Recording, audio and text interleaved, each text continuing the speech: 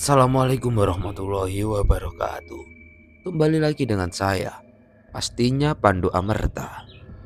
Oke teman-teman, kali ini saya akan membawakan sebuah kisah yang berjudul Solo Hiking Merbabu. Cerita ini ditulis oleh Balakarsa. Dan yang baru datang di channel ini, jangan lupa untuk mengklik tombol subscribe dan lonceng notifikasinya, biar kalian gak ketinggalan cerita-cerita misteri lainnya. Gimana kisah selengkapnya dari cerita ini? Langsung saja kita memasuki ceritanya. Solo Hiking Gunung Merbabu.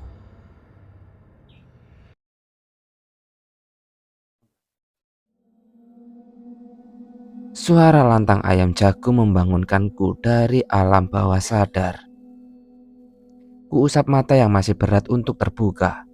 Ya, letih sekali seminggu ini memikirkan pekerjaan dan studi yang tiada habisnya.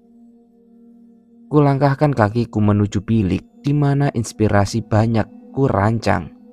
Dalam tempat yang terdapat lubang pembuangan sisa-sisa yang tak dibutuhkan itu. Ku basuh muka dan raut wajah payah ini. Sekilas memandang kaca kusam, seperti jalan hidupku yang terasa kusam. Muak dengan kepayahan dunia ini. Terbelenggu oleh mimpi-mimpi, fata morgana semu yang kian beradu. Langkah gontai tak seteguh peluruku perlahan menuju kembali ke bilik kamar sunyiku. Getar ponsel beradu di atas nesting. Ada pesan masuk. Bro, neng tempat biasa nih yo. Iki aku karo Caca neng kene. Pesan dalam bahasa Jawa. Jika diartikan menjadi bahasa Indonesia. Bro, ke tempat biasa ya. Ini aku sama anak-anak di sini. Pesan dari salah satu temanku. Bergegas ku ganti baju tanpa mandi. Ya, kenapa harus mandi? Lelaki bujang lupa mandi atau tak sengaja mandi itu hal wajar. Ku bawa semua yang perlu. Ku masukkan dalam wastebagku. Suara keong face breed menggelegar. Ya, ini armadaku untuk ke tempat itu. Sampailah aku di sana. Halo, WhatsApp, Instagram, TikTok bro. Ucapku penuh canda. Bacindul, lama lo kamu bro kesini. Ucap temanku Bagus. Ya sorry, aku tadi baru bangun. Ucapku. Alah yo wis. Kamu sibuk gak minggu depan? Tanya Bagus. Wah ndak bisa aku mau ke Merbabu loh. Jawabku. Waduh, nanjak terus apa gak capek? Tanya Bagus lagi. Biasa bro, udah biasa kok. Jawabku. Nanjak kapan? Ucap Bagus. Malam kabisat. Ucapku. Sontak Bagus menelan ludah dan menepuk jidatnya. Kenapa sih Gus? Ngomong aja kenapa? Ucapku pada Bagus. Kamu ini nekat loh. Bulan sedang gak enak. Posisi juga kabisat. Ucap Bagus. Doakan aja aman toh bro. Ucapku. Ya udah bro, terserah kamu aja. Ucap Bagus pasrah. Tiba-tiba kata kakekku, kabisat itu lebih bahaya dari suro. Hati-hati aja, banyak wujud yang pasti akan kamu temui. Ucap Bagus akan cerita wejangan kakeknya. Tubuh seketika panas dan merinding mendengar kata itu. Orang Jawa, terutama pemuda seperti kami, pasti akan was-was jika ada pesan oleh orang sesepuh. Karena kebanyakan memang relate dengan kejadian pengalaman orang tua tersebut. Sebentar, kamu mau naik via jalur mana bro? Tanya Bagus. Via N bro, jawabku singkat. Muka Bagus langsung pucat memutih. Dia diam lumayan lama. Kamu yakin? Itu jalur sepi dan ilegal loh. Ucap Bagus cemas. Aman bro, santai wae. Aku sudah tahu treknya kok. Hening. Suara hening. Hanya suara kendaraan motor yang lalu lalang. Kemudian Bagus mengatakan kata yang membuatku sedikit takut. Di sana banyak pendaki hilang. Terlebih juga pasti banyak demit dan wingit. Yakin kamu bro? Ucap Bagus kembali meyakinkanku. Kamu nanjak pas kabisat loh. Dan via jalurnya kayak gitu. Ucap Bagus yang mungkin tidak mengizinkan aku melakukan pendakian di sana. Di via N. Tapi ucapan Bagus semakin membuatku tertantang untuk lewat jalur itu. Aku semakin penasaran. Singkat cerita, malam yang sunyi dan sepi. Kusiapkan semua peralatan survival, parang, dan semua starter pack pendakian terbaikku. Gitar kecil pun tak luput aku bawa untuk menemani rasa jenuhku nanti di perjalanan sana. Ya, aku siap. Dan aku tak sabar menunggu waktu pagi. Waktu di mana aku akan bersana, berjalan ditarik dan dinginnya merbabu. Dingin yang mengisyaratkan bahwa pelukmu merbabu akan selalu kurindu. Dan tiap bait-bait untaian tulisanku ini, bait yang kutulis di perbabu via N. Aku berangkat dari kota S, kota kecil yang kurasa magis dan rindu bagi yang pernah singgah di situ. Aku mencari tumpangan untuk sampai di kota B, kemudian melanjutkan perjalanan dengan numpang mobil pick up sayur ke dusun N. Mas, mau kemana? Mau ke merbabu via S ya? Tanya ibu-ibu di pick up sayur itu. Namanya Ibu Rukmini kalau tidak salah. Via S adalah jalur favorit merbabu, tapi aku pun menyebutkan nama via N pada Ibu Rukmini. Sontak beliau kaget. Sanes bu, kulo ajeng teng via N, jawabku. Namun Ibu Rukmini pun kaget, pucat dan diam cukup lama. Mas, serius kamu mau naik lewat situ sendirian? Tanya Ibu Rukmini meragukanku. Kubalas hanya senyuman dan keanggukan. Aku takut jika obrolan ini diteruskan malah membuatku tak nyaman. Sampailah aku di dusun N. Dusun yang masih asri dengan kearifan lokal. Penduduknya di sini rata-rata berprofesi sebagai petani dan peternak sapi perah. Ya, kota B memang terkenal dengan kata susu. Jadi wajar tiap rumah pasti ada yang pelihara sapi perah. Sepengetahuanku, dusun N terletak di kecamatan A, Kabupaten B. Jalur yang kurang dinikmati karena aksesnya yang lumayan sulit, terlebih juga treknya yang sangat terjal. Mungkin treknya lebih ngeri daripada via yang lainnya, ataupun rute terpanjang. Pendakian aku lakukan di pergantian mau habis musim hujan. Ancaman hujan badai atau terpeleset karena jalur licin menjadi ancaman. Karena itu disarankan para pendaki hanya mengakses Gunung Merbabu lewat jalur resmi agar keselamatan lebih terjamin. Aku berjalan menuju pos pendaftaran kurang lebih 1 jam. Ya, jalannya cukup terjal berbatu. Mungkin karena via pendakiannya sepi dan ilegal, jadi belum terjamah oleh pembangunan pemerintah. Hanya swadaya masyarakat yang bisa dilakukan. Aku bertanya-tanya pada penduduk sekitar arah menuju base camp via N. Ya, mau bagaimana, aku baru pertama kali dan mau menjajaki via N ini.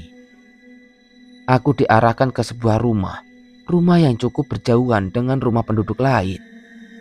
Permisi, assalamualaikum, sapa aku. Waalaikumsalam. Monggo mas, pinara, ucap tuan rumah yang ternyata adalah penjaga via N. Nggih pak, ucapku lagi. Mau naik mas, ucap bapak pemilik rumah. Iya pak, jawabku. Temannya mana? Tanya bapak pemilik rumah lagi. Saya sendirian pak, ucapku dengan senyum sekenanya. Waduh, serius mas, ucap bapak itu. Aku hanya tersenyum menganggukkan kepala. Si bapak kaget keheranan karena baru kali ini mendapati orang yang mau naik sendirian lewat via ini. Aku pun memberanikan diri bertanya. "Sebelumnya mohon maaf Pak, lah ada apa di atas?" Ucapku penasaran. Dan bapak itu malah tertawa menggelegar entah karena apa. Kemudian bapak itu berkata sambil tertawa, "Eh, ya adanya cuma alas merbabu Thomas," ucap bapak itu. Bapak itu pun izin mengambilkan buku tamu. "Monggo isi buku tamu dulu," ucap bapak itu. Aku pun membuka buku dan kaget. Buku tamu bapak itu baru terisi setengahnya. Dan buku itu yang telah digunakan selama belasan tahun, bahkan mungkin sudah puluhan tahun. Bahkan mungkin hanya ada satu tim yang melakukan perjalanan melalui desa ini. Dan dari salah satu komunitas Mapala adalah yang paling rajin naik via ini. Lewat tutur bapak pemilik rumah sekaligus penjaga via ini. Mereka sering menggunakan jalur via N untuk pendidikan dan pelantikan anggota, dan terkadang kegiatan sosial. Sudah dipastikan aku akan sendirian karena hanya aku saja yang naik hari ini. Ya, hanya aku yang lewat jalur ini dan tidak ada pendaki lain yang lewat sini. Sedikit merinding juga, takkan berpapasan dengan satupun pendaki sampai pos 3. Biarlah. Sejenak aku menyempatkan diri untuk berbincang sejenak dengan bapak itu sebelum melanjutkan perjalanan menuju ke camp 1. Bapak itu pun menceritakan sejarah desa ini. Menurut cerita turun-temurun nenek moyang bapak itu, nama desa ini diambil dari seorang abdi dalam Keraton Kesunanan Surakarta yang berilmu tinggi bernama Mbah Kertodeso. Pada suatu hari, Mbah Kertodeso diajak Raja Kesultanan Surakarta, Sinuwun Pakubuwono, melakukan ritual ke kawah Gunung Merbabu.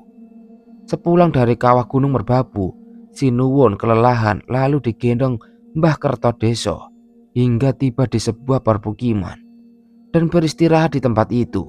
Sinuwun terpesona dengan keindahan alam sekitar. Beliau bersabda, tempat itu diberi nama Candi Sari, atau berarti tempat yang asri dan baik untuk bermukim. Setelah mengantar Sinuwun sampai keraton, Mbah Kertodeso kembali ke tempat yang asri untuk menetap dan menjadi sesepuh di sana. Mulai saat itu, wilayah tersebut dikenal sebagai Dukuh Candisari, tutur bapak itu. Cukup terkesan dengan sejarah dari bapak itu sampai tak terasa perutku pun bermelodi, meronta minta diberi bahan bakar. Aku merasa malu karena bunyi perutku terdengar oleh bapak itu. Aku dipersilahkan memesan makanan. Meskipun pemilik rumah tidak memantok biayanya. Intinya adalah menggunakan sopan santun yang sesuai saat bertamu saja, tutur bapak itu. Meski tidak enak hati, akhirnya aku meminta pamit dan izin untuk naik siang itu juga. "Pak, maaf, saya pamit naik ya," ucapku pada bapak itu. "Iya mas, hati-hati ya. Ini malam kabisat. Seandainya melihat apa saja tidak usah diperdulikan mas. Lanjut jalan terus aja," ucap bapak itu tersenyum. Malam kabisat terjadi 4 tahun sekali di bulan Februari di tanggal 29. Dan bulan memancarkan sinar yang berbeda kali ini. Perjalanan dimulai. Jalan masih landai yang kulewati ladang penduduk. Ya, suasana asri pedesaan lereng gunung. Sesekali kulihat gadis desa yang ikut membantu orang tuanya berladang. Amboy, tak jemu-jemu aku melihatnya. Tetap mantap kulangkahkan kaki. Jalan mulai naik dan terjal. Tak hanya ilalang tinggi mulai menghalangi langkahku. "Wah, tinggi sekali rumput ini," ucapku dalam hati. Aku langsung mengeluarkan golok untuk membersihkan jalur yang tertutup. Lama membuka jalur dengan medan yang terjal Sampailah pada kawasan yang vegetasinya mulai sangat rapat dan mulai turun gerimis. Aku mencari jika ada bekas tabasan golok atau apapun, karena itu adalah jalur yang pernah dilewati. Tak terasa gerimis ini jatuh ke kulit. Tetesannya seolah jarum yang menusuk-nusuk. Ya, sensasi ini yang akan didapat jika terkena gerimis atau sialnya hujan. Tapi aku lebih takut kabut, karena aku tak tahu apa saja yang ada di balik kabut itu. Ku percepat langkah dan tak hentinya aku mengayunkan golokku ke kiri dan ke kanan. Jalan berliku, licin, terjal. Ekspektasiku salah. Medannya ternyata jauh lebih berat daripada yang aku bayangkan. Tiba-tiba, hal yang tak kusukai di tempat seperti ini. Ya, kabut. Karena kabut membuatku tak bisa mengetahui jalur. Ya, karena pandanganku tak bisa leluasa. Terlebih ini bukan jalur resmi. Aku juga sedikit was-was jika bertemu hewan buas. Aku berjalan perlahan. Kulihat ada pohon besar, mungkin aku bisa mendirikan bivak di sana. Ini juga mau maghrib, tak elok jika aku melanjutkan di waktu seperti ini. Alangkah baiknya aku beristirahat sejenak sambil menunggu kabut reda. Aku membuka tas kerilku, tapi angin pun menghantam dan berhembus sangat kencang. Aduh, aku sedikit was-was. Kenapa malah menyambutku dengan kurang ramah? Banyak tanyaku yang tak bisa aku jelaskan. Tidak peduli, ucapku dalam hati, dan aku panjatkan doa. Aku berinisiatif mendirikan tenda, memunggungi arah angin. Kebetulan tendaku single layer, jadi pintunya cuma satu, jadi aman.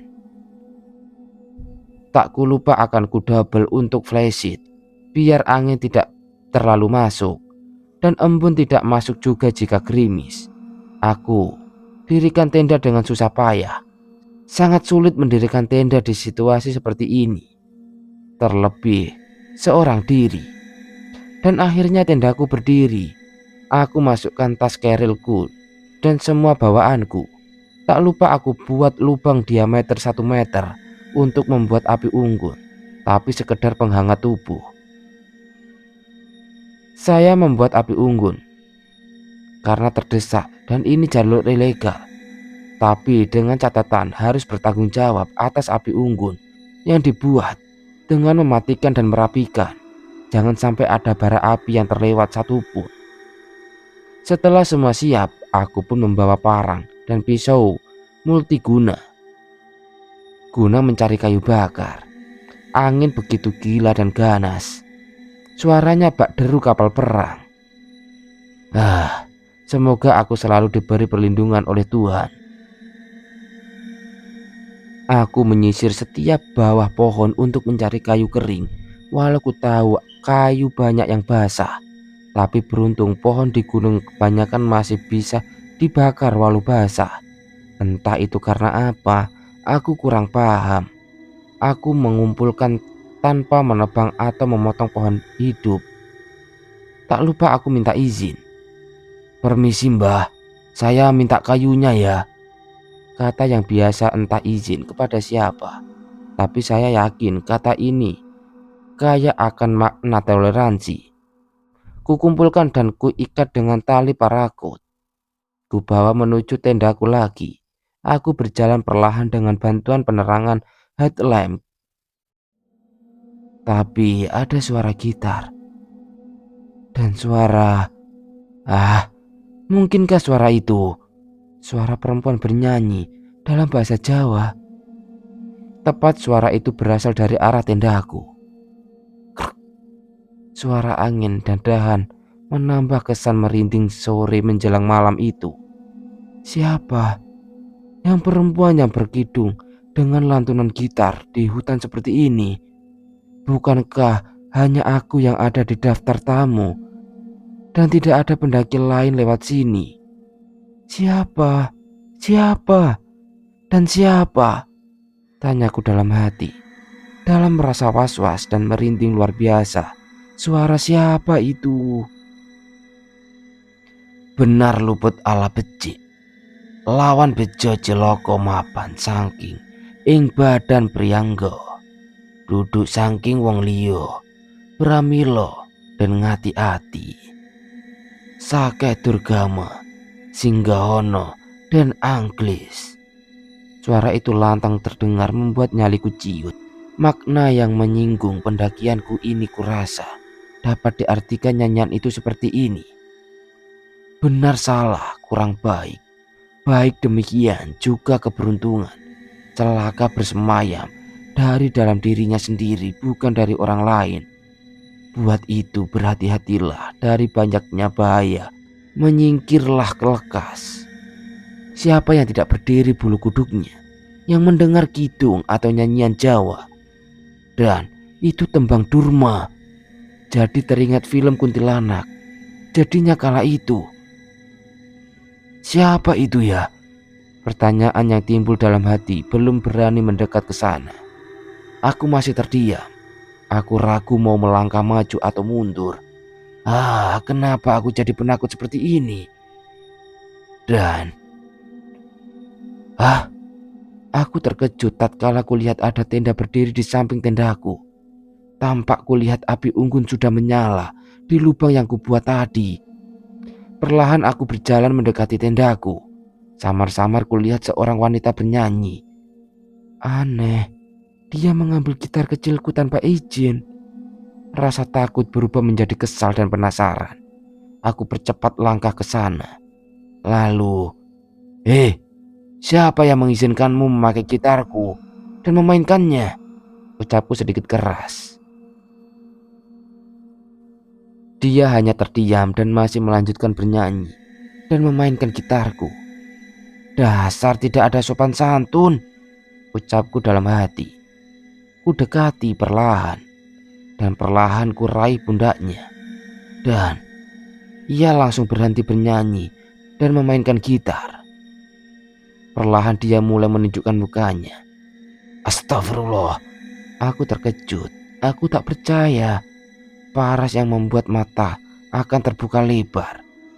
Paras ayu, senyum manis. Layaknya paras artis disuguhkan di depan mataku. Aku tak menyangka bertemu wanita cantik jelita di hutan belantara ini. Tapi dalam hatiku masih kesal. Aku kesal karena dia tak sopan memakai gitar kecilku tanpa izin.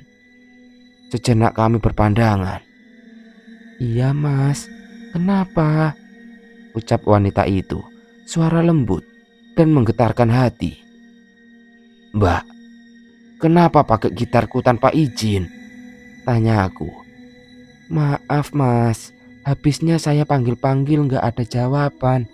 Saya buka tenda mas, nemu gitar. Jadi ya saya pinjem, ucap wanita itu. Iya deh mbak, lain kali izin dulu mbak, ucapku lagi. Ya udah mas, sebagai permintaan maaf, saya bikinkan kopi sama makanan yo, tawarnya padaku. Iya mbak, saya juga capek. Makasih kalau mbak mau repot bikinin, ucapku mengiyakan. Gitarku pun ditaruhnya dan lekas mengeluarkan kompor. Aneh, kompornya masih kompor parafin. Di mana kompor parafin adalah kompor bagi pendaki lawas. Kenapa tidak pakai kompor portable yang terbaru? Tanyaku dalam hati. Biarkan saja. Mbaknya itu juga yang masak, kenapa aku harus ribet mikirin kompor? Tapi aku terdorong hasrat ingin bertanya.